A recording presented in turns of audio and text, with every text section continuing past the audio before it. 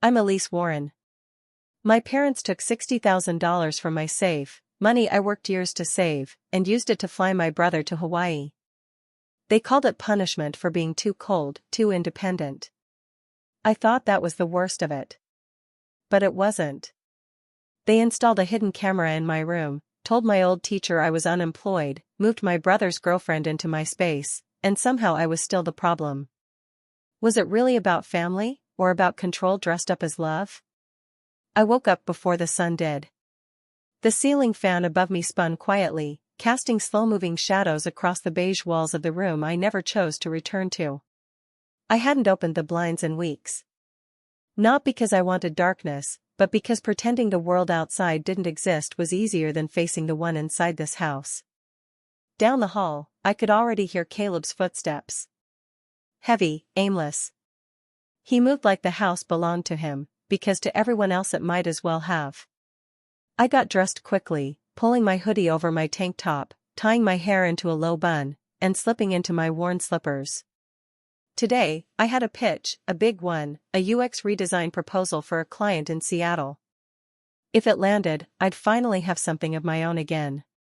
I made my way to the dining table, which doubled as my office since Caleb had taken over the spare room. I plugged in my laptop, booted up Zoom, and inhaled deeply. For a moment, it was quiet. Then I heard it, that distinct dull crash from upstairs, followed by my brother's voice. Elise, we've got a problem. I closed my eyes, took another breath, and walked toward the sound like I was heading into a courtroom. My laptop was face down on the hallway carpet. The screen cracked straight across, like a spiderweb had colonized it. Caleb stood there, holding a game controller, guilt barely brushing the edges of his face. "You were gaming?" I asked. "It was just for a minute." "Yours had better RAM." "I thought you thought it was okay to touch something I need to survive." He shrugged. "It's not like I did it on purpose." "Of course you didn't. You never do." That's when Mom chimed in from the kitchen, without even looking up from her morning coffee. "Elise, honey, if it's so important, why don't you keep it locked up?" I turned to her, stunned. "He broke my work computer, and you're blaming me?" She clicked her tongue. "You always make a fuss." "It's just a computer, not the end of the world." I bit my lips so hard I tasted blood. I wanted to scream, to throw something, but I didn't, because screaming in this house didn't solve anything. It only gave them more ammunition. Elise is dramatic. Elise can't let things go. Elise is impossible to live with. So, I walked back downstairs in silence, cradling the broken laptop like a broken part of myself. I texted my client an apology and asked to reschedule the call. I knew the damage wasn't just to the hardware. I sat at the table, staring at the wall. Not long after, I noticed something odd behind the bookshelf nearby. A glint that didn't belong.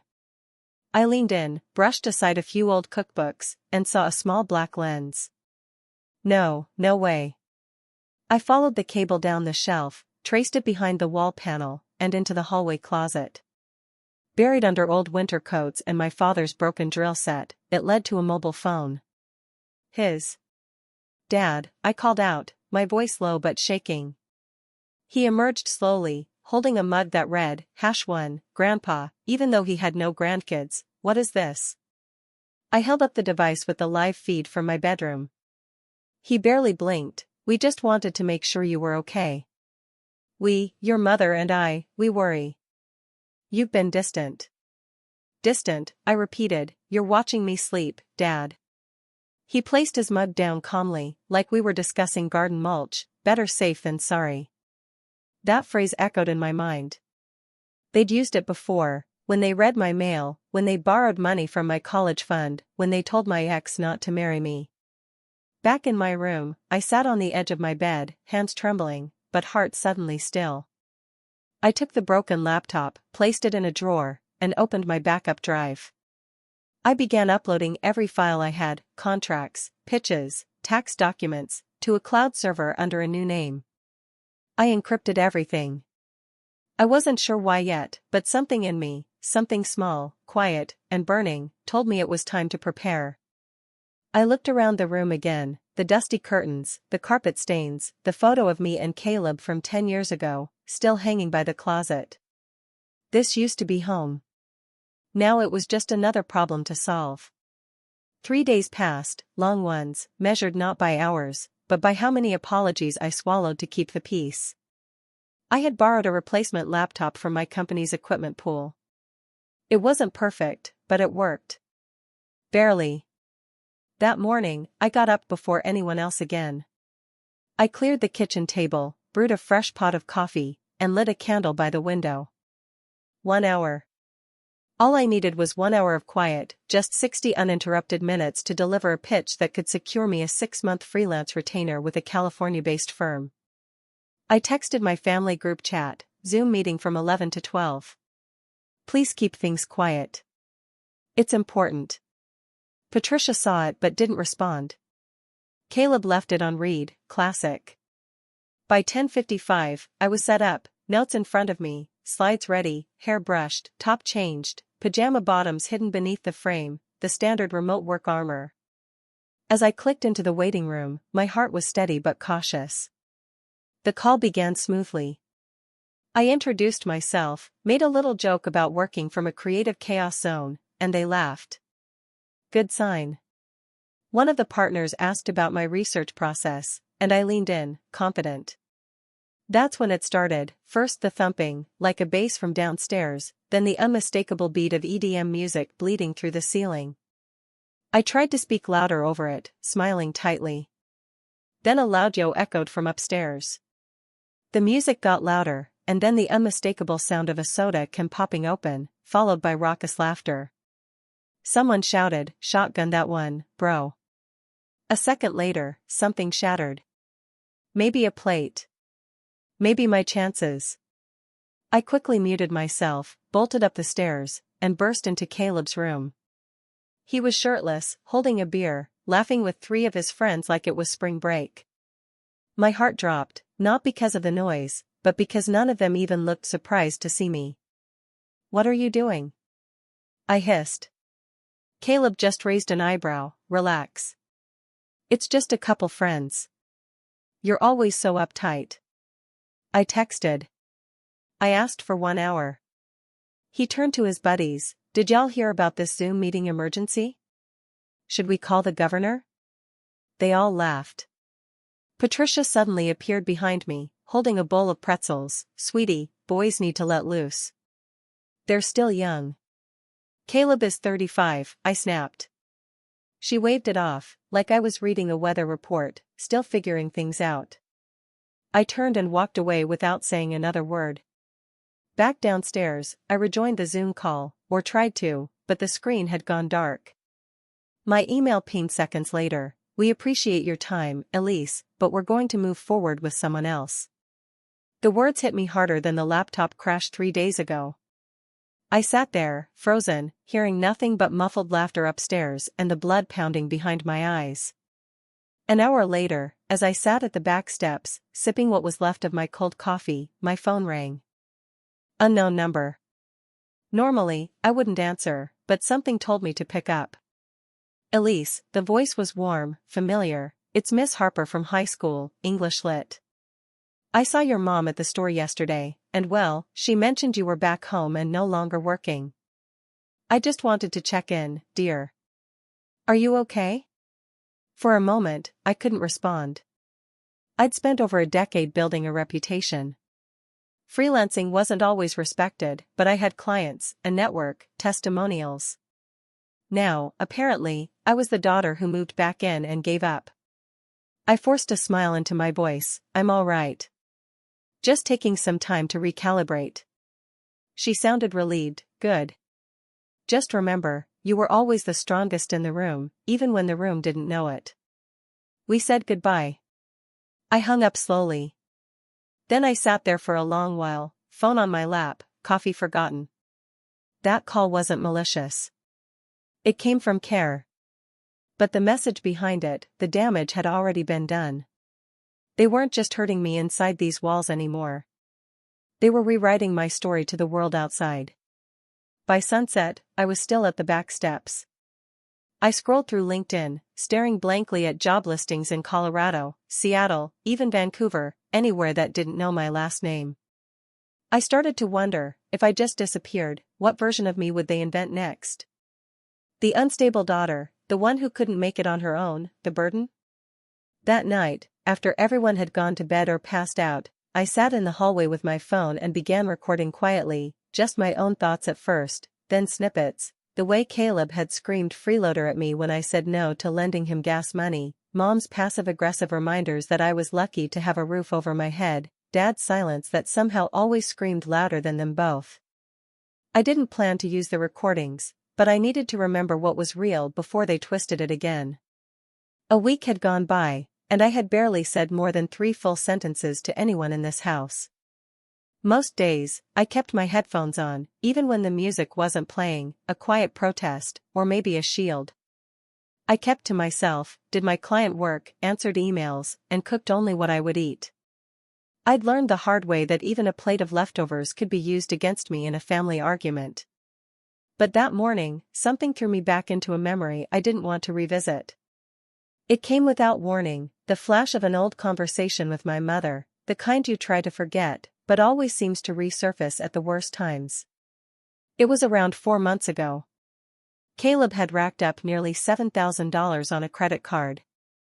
He came to me in the kitchen, holding the bill like it was a menu. I just need a cosigner, just for 6 months. The bank said it'll boost my score. I had said no, not because I didn't want to help, but because I knew how this went. He'd forget or ignore, and I'd be stuck cleaning up after another one of his growth phases. When I told him I wouldn't do it, he stormed off. That night, Mom came into my room. "You're turning your back on your family," she whispered, like it was a curse. "He's your brother. You think that fancy job makes you better than us?" I didn't answer her. I just stared at the spot where she used to hang my 3rd-grade art award. It wasn't there anymore, probably covered by one of Caleb's gaming posters. Now, that memory faded back into the present as I opened the safe in my closet to pull out some cash. I needed $400 for a design plug-in license, one that wasn't cheap, but necessary for the proposal I was building. The safe opened with a soft click. I reached for the envelope marked work expenses.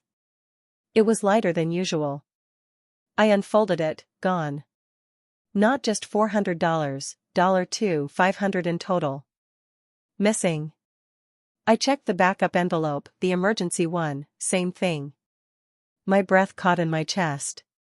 I closed the safe and walked slowly out of my room, like I was stepping through a dream. Down the hall, into the living room, Patricia was folding towels. "Did you take cash from my safe?"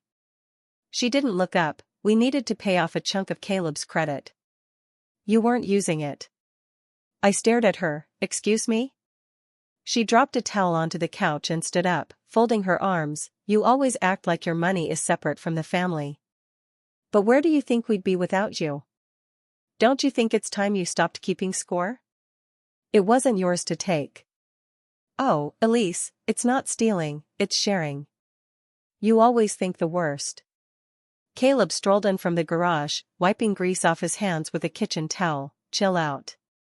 I'll pay you back eventually," he said, grabbing a soda from the fridge. "Seriously, you're acting like I cleaned out your retirement account." I didn't answer. There was no point. That evening, I opened the mailbox and found an envelope, handwritten, "No return address," but I recognized the loops and curves of my Aunt Diane Foster's writing immediately. I sat on the porch to open it. Inside was a short letter. "Dear Elise, I hope this reaches you in peace. I wanted to say something you deserve to know. At the last family brunch, Patricia told everyone you'd been unstable lately, that the breakup changed you, and you haven't been the same since moving home." I didn't believe her, but others, well, they nodded. No one said anything. "I'm sorry for not speaking up in that moment, but I wanted you to hear it from someone who doesn't want to see your name dragged through the mud. Love, Diane." I read the letter twice, then once more. Unstable. That word echoed. It wasn't just gossip. It was a loaded word, the kind that stuck, the kind that made people whisper in parking lots or pass glances at weddings. I folded the letter carefully, walked back inside, and locked my bedroom door. Then I changed the combination on my safe. That same night, I ordered a second one, a smaller safe, the kind you could bolt behind drywall or stash an event. I paid extra for express delivery. When it arrived 2 days later, I didn't tell anyone, just waited until midnight, unscrewed the vent behind my bed, and placed the new lockbox deep inside. I added a flash drive, Aunt Diane's letter, and a hard copy of every transaction they'd pulled from me in the last year, not for revenge, just for the record. I needed something to hold on to, something that proved I wasn't imagining things. The next morning, I looked at myself in the mirror. I didn't look fragile.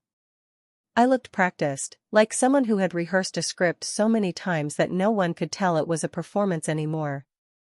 They thought I was overreacting. They thought I was too emotional. What they didn't know was that I was paying for Caleb's medication refills, Dad's heart pills, half the groceries in the fridge, and the gas in the car Caleb drove daily. They thought I was ungrateful. But gratitude goes both ways. And in this house, it only ever flowed toward one side. I stared into my own eyes and whispered quietly, "You're not losing it. You're just living in a story they want you to forget." And if they kept rewriting my story, I'd start writing my own. A full week slipped by, one long stretch of avoidance padded with headphones and polite lies.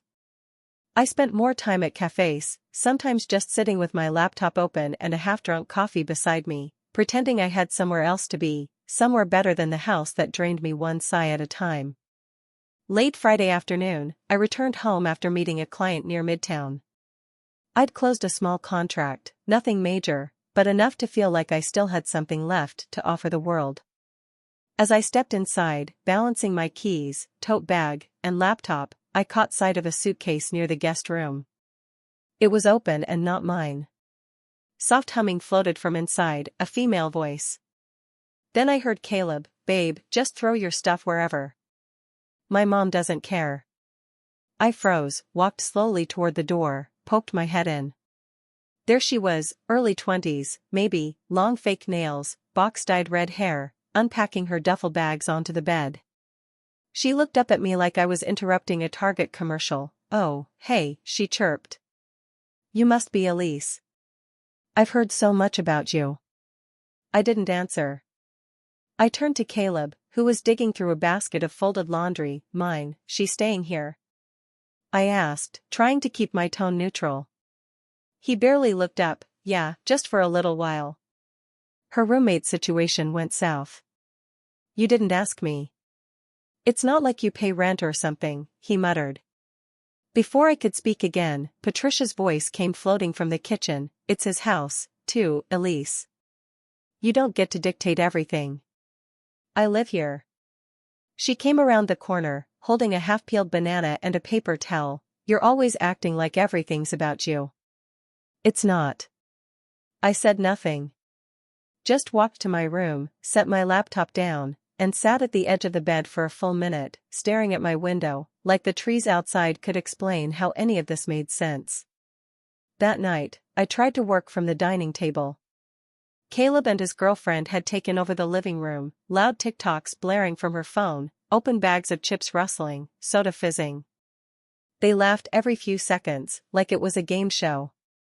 My call started at 6 p.m. sharp, a design review with a healthcare client based in Minneapolis. 15 minutes in, the client paused. "I'm sorry. Is that music in the background?" I muted quickly, dashed into the hallway. "Can you two keep it down for half an hour?" Caleb smirked. "If you need a library, go to one." His girlfriend added, "We're not that loud. You're just sensitive." I shut the door and tried to breathe. Back on the call, I pushed through, but by the time I was sharing my screen, the client had gone cold. They ended it with, "We appreciate the effort, Elise, but we need a more consistent working environment. Let's circle back in a few months." The screen went dark. And just like that, another $5,000 retainer vanished. I sat frozen, hands still on the keyboard. This wasn't just noise anymore. This was erosion. That night, I didn't cry. I didn't shout. I just stood in the center of the living room and said, "We need to talk." Caleb paused the TV. Patricia walked in slowly, arms crossed. His girlfriend stayed on the couch, munching popcorn like it was entertainment. I kept my voice even. "This ends here. The chaos, the disrespect. You can live like this, but not with me. I won't fund it. I won't enable it. And I won't stay silent about it." Patricia rolled her eyes. "You've always had a flair for drama." Caleb scoffed. "So now you're the victim again?" "No," I said clearly, "I'm just the only adult in this house." The room fell quiet. I let it hang for a beat, then added, "One more move against me, and I act." I didn't wait for replies. I turned and walked back to my room. The next morning, I started making quiet changes, boxed up half my bookshelf, folded off-season clothes, and slid them into labeled bins. Nothing dramatic, nothing fast. I updated my cloud passwords, set up two-factor authentication, downloaded copies of all my client contracts, stored them on a private drive, and mailed a backup to my P.O. box, a new one I'd opened in Buckhead 2 days ago. I checked the property title of the house, still in my name. They didn't know that, but they would. Sunday morning in Atlanta felt unusually still. I'd made myself a cup of tea, not coffee. Something about the gentleness of it helped me think more clearly. I planned to transfer a portion of my savings into a high-yield account I'd recently opened. After all, if I was going to start over, I needed to secure every cent I'd worked for. I unlocked the closet, then the safe inside, a simple matte black model, nothing flashy, but reliable. The combination clicked. I pulled open the door, empty. No envelopes, no stacks, not even the folder labeled emergency. It took a moment for my brain to register what I was seeing. $60,000 gone. Not reduced, not borrowed, gone. A wave of disbelief tightened across my chest. My heart began to thud in my ears, not fast, just hard. I stood frozen for a minute, maybe two, staring into the dark hollow where my security used to sit. I didn't scream. I didn't rush. I just closed the safe gently and walked down the hall. Caleb was in the kitchen, eating cereal straight from the mixing bowl. Patricia sat across from him, browsing resort packages on her tablet. Harold was at the table, sipping coffee and flipping through an old issue of Southern Living.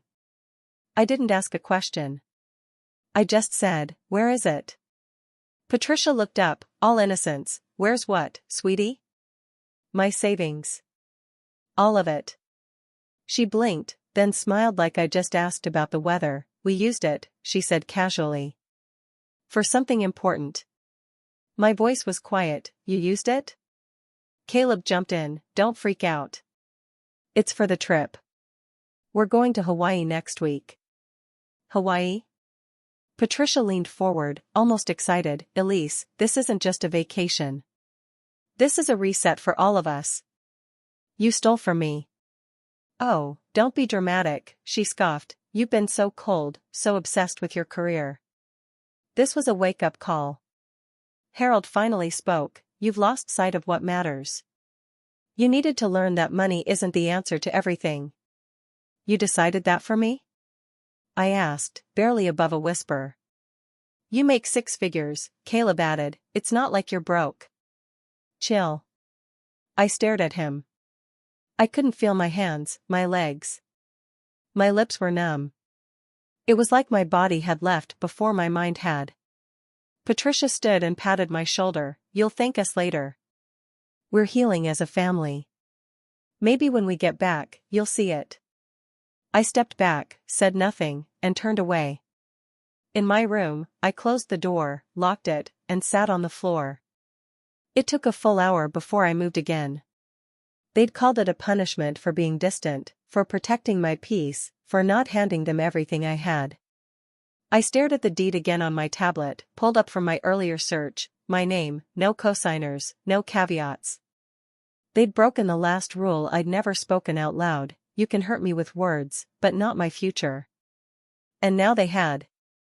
That night, I opened my laptop and sent an encrypted folder to an old friend of mine. Natalie Brooks, a corporate attorney now based in Philadelphia. No context, just a subject line, need help? No drama, just law. Inside the folder, screenshots of previous transactions, ATM receipts, voice memos, photos of every envelope and safe combination I'd once shared. Natalie replied within 10 minutes, understood. Start documenting utility transfers. I'll handle the paper trail. By the following morning, I'd made calls to the electric, water, and internet companies, set them to transfer into my name by Friday. I scheduled a locksmith for Saturday, the day after they left, left for their healing trip. I also booked 3 round-trip tickets from Atlanta to Honolulu, all in their names, all refundable, but only one-way returns, just to make it easier. Then I visited the backup safe tucked behind the vent and added a new note. In thick black marker, I wrote, "You broke trust. Now watch what I rebuild." Later that night, we sat around the table eating takeout. Patricia didn't feel like cooking before the trip. Everyone was chatty. Caleb asked, "So, can we count on you to watch the place while we're gone?" I smiled, "Of course. I'll take care of everything." Patricia raised her glass to fresh starts. I clinked mine with hers and nodded, "Enjoy Hawaii." They all laughed and went on planning spa appointments and snorkeling excursions. None of them noticed me texting the locksmith. None of them saw me copy the security footage from the porch cam. None of them read my eyes, but they would. The morning after they left for Hawaii, I drove straight to my bank before sunrise. There were no lines. I walked in calm, like any other customer. "I'd like to close all co-signed accounts," I told the teller, sliding over my ID, "and freeze anything tied to these joint credit cards permanently." She blinked, hesitated for just a moment, and nodded, "One moment, Miss Warren." While she worked behind the screen, I felt a small flicker of something new, not fear, not anger, control. After that, I visited each utility website, power, water, gas, internet, logged in, clicked transfer service. I typed in my apartment address, the one I'd secured last month, under a different LLC, just in case. By 4 p.m., every connection to this house, every shared responsibility, every thread of financial obligation I'd carried for them was severed. That evening, I sat at the kitchen table with a real estate agent I'd gone to college with, Ethan Caldwell. He still called me E by habit, short for my middle name. "Are you sure about this?" he asked, scanning the deed again. "You'll get a decent offer, even off-market. It's a big lot for the area." "I'm not just sure," I said, "I'm ready." He nodded, "I'll keep it private. You'll have a signed offer by Wednesday." I didn't feel triumphant. I felt unburdened. Over the next 3 days, I worked methodically, room by room. I boxed up every item that didn't belong to me. Caleb's sneakers, boxed. Mom's framed quotes from the Bible, wrapped in bubble paper. Dad's fishing gear he hadn't touched in 3 years, taped shut with a printed label, Newark. Each box had a name, a destination, a tracking number. Even Caleb's PlayStation, still plugged into the living room TV, went into its original box with every cord neatly coiled. I didn't throw away anything. I just removed it all. The house grew emptier, quieter, lighter. I packed the last of their things by Friday night, then left the final box on the porch for the shipping company. I watched from the upstairs window as the delivery team loaded everything into the back of a van, gone. By Saturday morning, I moved into my new apartment across town, a furnished 1-bedroom with a clean white kitchen and thick windows that muted the world. For the first time in years, I fell asleep without checking over my shoulder. They returned from Hawaii 2 days later. The airport footage, which I pulled up from the door cam archive later, showed them laughing, tanned, Caleb pushing 2 oversized bags with stickers that read, "Aloha from Maui." Their Uber pulled into the driveway. The porch was bare, except for one laminated sign taped to the front door, "Property sold. New ownership. Welcome package inside." From my parked car down the street, I watched Patricia squint at it, then rattle the doorknob. It didn't turn. Harold tried his key, nothing. Caleb knocked loudly. "Elise," he shouted. Open up. That's when I pulled into the driveway, rolled down the window, and said calmly, get in. I'll explain on the way. They hesitated. Now, I said. They climbed in, silent. No one spoke until we were halfway out of Atlanta. Where are we going? Patricia finally asked. New Jersey, Caleb scoffed. What is this? Some kind of punishment? You told me I needed a lesson, I replied, eyes steady on the road. Consider this a course correction. Harold muttered something about overreacting. Patricia kept repeating, you can't just kick us out. That house was ours. No, it wasn't, I said, not legally, not financially, and not morally. 3 hours later, we pulled up to a modest blue house in a quiet New York suburb. Ruth Coleman was already waiting outside in a flour-dusted apron, wiping her hands on a dish towel. She stepped forward and opened the front door. Welcome. Room assignments are taped to the fridge. First meal is at 6 o'clock. First shift starts at 7 o'clock. No slackers. Patricia gasped, you can't be serious. Ruth arched an eyebrow. Oh, I'm dead serious. You wanted structure, right? I didn't go inside. I placed their final envelopes, IDs, new debit cards, and one bus schedule, on the porch step. Ruth gave me one long look. You okay? I am now, I said. She nodded once, slowly. Good. You did the hard part. As I drove away, I didn't look in the rearview mirror. I didn't have to. I could feel the shift in my chest, like the ground beneath me had finally gone still. My hand stayed on the wheel, no trembling, no second thoughts. I hadn't just reclaimed my house. I'd reclaimed myself. It had been 7 days since I dropped them at Ruth's front steps, and already the air inside the house was thicker than any garlic-scented kitchen steam. Ruth ran her restaurant like an orchestra, precise, disciplined, and loud when it needed to be. Her voice echoed every morning before sunrise, shoes on, hair tied back, no phones. By now, I'd fallen into a rhythm, light prep, remote work on my laptop, inventory checks. I wasn't trying to be part of the family anymore. I was just witnessing them come face to face with themselves.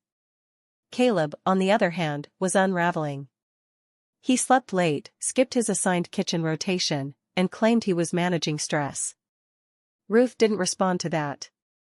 She just handed him a checklist and walked away. By the third time he ditched duty, something snapped. It was Thursday, just before lunch rush. I was sitting in the corner of the dining area, double-checking wireframe designs for a new client. My coffee was still warm. Then Caleb stormed in, arms flailing, face flushed. I'm not flipping pizzas like some servant. I didn't even look up at first. He slammed a tray onto the counter, sending utensils scattering. You set this whole thing up, didn't you? This is your fault. I met his eyes slowly, calm as a lake. This is the first honest job you've ever been offered, Caleb. You've always thought you were better than me. Don't pretend now. You made that comparison, not me.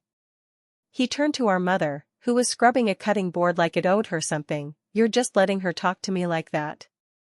Patricia glanced up half-heartedly. Maybe if you helped around here more, she wouldn't have to. Caleb's eyes went wild. In one sudden movement, he picked up a pan from the sink and hurled it into the dish pit. It clanged against the metal like a fire alarm. Ruth walked in just in time to see it land. She didn't yell. She didn't blink. She picked up a mop, handed it to him, and said, "Clean it now." He sneered, "You've got to be kidding." Ruth held out an apron this time. "Fine, don't clean, then clean out.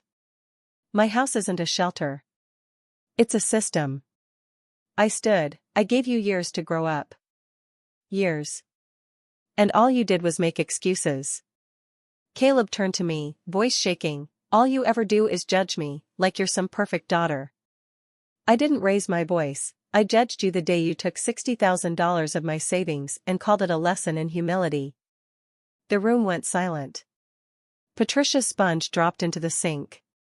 Even Harold, usually a shadow in a chair, muttered, "He's not wrong to be angry, but he's not right either." Ruth crossed her arms. Anger doesn't bake bread. Responsibility does. I looked at Caleb, but I didn't soften. You wanted to live like an adult. Welcome to adulthood. It doesn't wait for your feelings. He stomped out. We heard his door slam minutes later. Dinner came and went. He didn't show up. But just after 9, the hallway creaked. I peeked through the back prep room window and saw him standing there, a duffel bag in hand. He looked around. No one said a word. Patricia turned her face toward the TV. He stood there for a beat longer, then dropped the bag. Without a word, he walked into the kitchen, picked up the mop from where Ruth had left it, and began wiping the floor. She didn't thank him. She just nodded once and went back to rolling dough. Later that night, I slipped out the back door and leaned against the brick wall by the trash bins. The alley behind the restaurant smelled of tomato paste and oregano. But for once, I didn't feel buried. I just felt still, like I had cleared enough space in my chest to breathe fully again. Maybe for the first time. They thought I came to break them. I only came to show them the mirror. What they do with it now is their choice.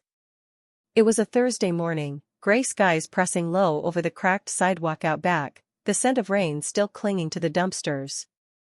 Inside, the restaurant was warm, the kind of heat that came from dough proofing and something old simmering on the stove. I was folding napkins when Ruth walked in without her usual clatter. She nodded at the empty seat beside me and said, "You got a minute?"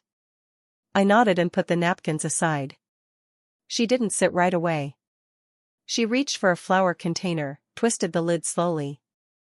Then finally, she lowered herself beside me, her elbows resting on the table. "You know," she started, "pride and pain, they can look real similar, especially on smart women." I didn't say anything. Ruth took a long pause before continuing. "I've been around people who were right. Righteous, even. But sometimes being right still don't fill the hole, especially when bitterness sets up camp." She turned toward me then, her eyes softer than usual. "I've seen what they took from you, Elise. I don't need details to know it was real. But justice held in one hand and silence in the other, that don't heal nobody." I stared at a knot in the wooden table. My fingers ran over it slowly. Ruth reached for the rolling pin, like the conversation was already done. "Let them be the ones to earn back peace. You just don't let their damage become your compass." I didn't respond, but something in me shifted, not cracked open, just shifted. By Saturday, something else changed. I came downstairs early, before the clatter of prep began. The air smelled of yeast and oregano again, but the music was different, quieter, not from the radio, but from the energy in the room. Caleb was already there, not scrolling his phone, not sipping orange juice while the rest of us worked. He was mopping, carefully. Later, he ran food to a table, then wiped down the windows without being told. When one of the delivery orders came back missing an item, he didn't blame the driver. He fixed it himself, no apology, no speech, just work. I didn't trust it, but I noticed. That night, I was in my room upstairs, filing invoices, and trying to figure out if I could afford a second design assistant, when there was a knock. I hesitated, then opened the door. Caleb stood there, holding a white envelope. He didn't meet my eyes right away. "I know what I did," he said quietly. "I know I can't take it back. I know I don't deserve forgiveness, but I want to do better, not for Mom or Ruth or Show, for real this time." He handed me the envelope. Inside was $1,200 in small bills, tips, he said. "All mine. Been saving all week. It's not 60 grand, but..." I didn't say anything. I just folded the envelope and placed it on my desk. Then I nodded, once. He looked relieved, not proud, not smug, just lighter. And then he left. Sunday dinner came around, and for the first time in months, I joined them at the table. Ruth passed the bread. Harold poured drinks. Patricia asked if I wanted salad first. No one made a speech. But when dinner ended, Patricia stood up and started doing the dishes without a word. Harold mentioned that the local hardware store needed part-time help, and he might stop by tomorrow. I didn't reply, but I didn't leave either. After the dishes were stacked, and the kitchen was quiet again, I went upstairs, pulled out a sticky note, and wrote something simple: let's not repeat what we buried. 1 mistake is a lesson. 2 is a pattern. I stuck it on the fridge. Then I went outside, leaned against the wooden porch rail, and exhaled. It wasn't healing yet, but it was something. They didn't need to say thank you, because for the first time in years, I wasn't waiting for one. It had been a month of no yelling through walls, no footsteps stomping past midnight, no passive-aggressive comments laced into dinner, just me, my apartment, my rules. That morning, I placed the manila envelope into my canvas tote and headed toward Ruth's house. I wasn't nervous, not like before. My shoulders didn't curl inward anymore. My jaw didn't lock. It was early, before prep began at the restaurant. The sidewalks in Newark still shimmered with dew. I passed the bakery where I sometimes grabbed muffins on Mondays and the bus stop where I used to see my dad stand awkwardly, waiting for Patricia after doctor appointments. When I reached Ruth's porch, I didn't knock. Just let myself in, like I always used to. They were gathered in the kitchen, Caleb scrubbing a pan, Patricia wiping down the counters, Harold reading something off his phone. I cleared my throat. Patricia looked up first. Elise, I'm not staying long. I pulled the envelope from my bag and set it on the table. What's this? Harold asked, reaching for it. Final paperwork from the house. I met his eyes. It's over. The money's been split 3 ways, fairly. It's clean, and it's legal. I don't want it hanging over me or you. Caleb put the sponge down. You didn't have to. I did. I cut him off gently. Not for you. For me. Patricia pressed her lips together, nodding. No protest, no defense. Caleb stepped forward. I know I've said a lot of things that didn't help, but I'm still showing up. I'm still trying. He didn't try to hug me. Just let the words sit there. I looked at him, really looked. He was tired, he had circles under his eyes. But he also had calluses now, from work, from effort. I see it, I said, that's enough for today. Ruth stood in the doorway, wiping her hands on her apron. She's right. Some days, showing up is enough. The restaurant smelled like buttered dough and black coffee.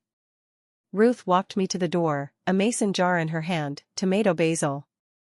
Use it when life feels too bland, she said, pushing it into my tote.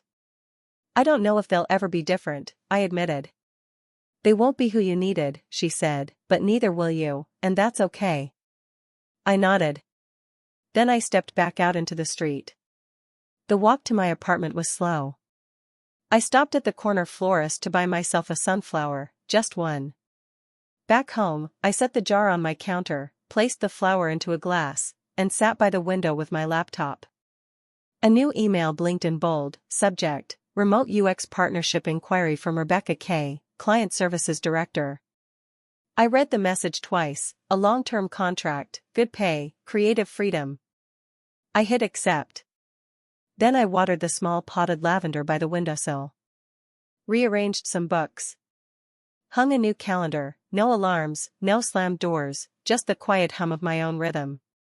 Later that evening, I opened the top drawer of my desk. Tucked into the back was a photo of me and Caleb, both of us maybe 8 or 9, covered in cake at someone's birthday party. I didn't frame it. I didn't toss it. I just taped it to the back of the drawer and closed it slowly. They broke me, I whispered. Then they bent. And that was the truth, not forgiveness, not forgetting, but a space between, a place to stand. Because I wasn't waiting for perfect anymore. I was living with Real. Before we wrap up, let me leave you with this. I used to think silence kept the peace, that if I stayed quiet long enough, they'd hear my pain. But silence doesn't teach people how to treat you. It only teaches them how much you'll tolerate. If you're watching this and you've ever felt invisible in your own home, if you've ever poured yourself out for people who only called it too much, I want you to hear me clearly. You're not too much. You're not selfish. You're just finally choosing to live in truth. Setting boundaries doesn't make you cruel. Demanding respect doesn't make you cold. And walking away from what breaks you, that's not betrayal, that's survival. So, tell me, what part of this story did you feel most deeply? Have you ever had to become your own rescue? Drop a 1 in the comments if this story hit home. Or tell me, where in the world are you watching this from? And if it didn't sit right with you, I'd love to hear why. What would you have done differently? If this video moved you or made you feel a little less alone, hit subscribe and turn on notifications so you never miss another story like this one. Thank you for spending your time here. Your story matters, too.